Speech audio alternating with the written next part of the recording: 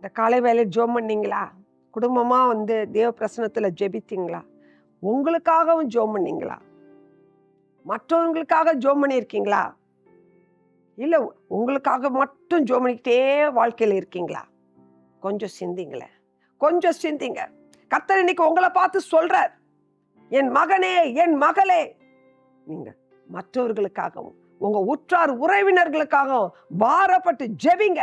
உங்களுடைய சில காரியங்களுக்கு பதில் வராமல் இருக்கு, ஒரு கட்டு இருக்கு, ஒரு சிறையிருப்பு இருக்கு, இன்னும் ஆசீர்வாதத்தை சுதந்திரிக்க முடியல, இன்னும் கர்த்தருடைய வாக்குத்தத்தத்தை நீங்க கொடுத்திருந்தாலும் அதை பெற்று அனுபவிக்க முடியாத தடை இருக்குமானா, இந்த காலை வேளையில இன்னைக்கு உங்களுக்கு தான் இந்த தேவனுடைய வார்த்தை என்ன தெரியுமா?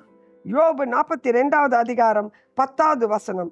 யோபு தன் சிநேகத்திற்காக வேண்டுதல் செய்த போது கர்த்தர் அவன் சிறையிருப்பை மாற்றினார். இந்த காலை வேளையில கர்த்தர் உங்க சிறையிருப்பையை மாற்றுவார். உங்க தடைகளை உடைக்கிறார். பெரிய காரியத்தை கர்த்தர் உங்க வாழ்க்கையில இன்னைக்கு செய்றார். பரிசுத்த உள்ளத்தோடு கர்த்தரை தொழுது கொள்ளுங்க. கர்த்தர் உங்களை ஆசீர்வதிப்பாராக.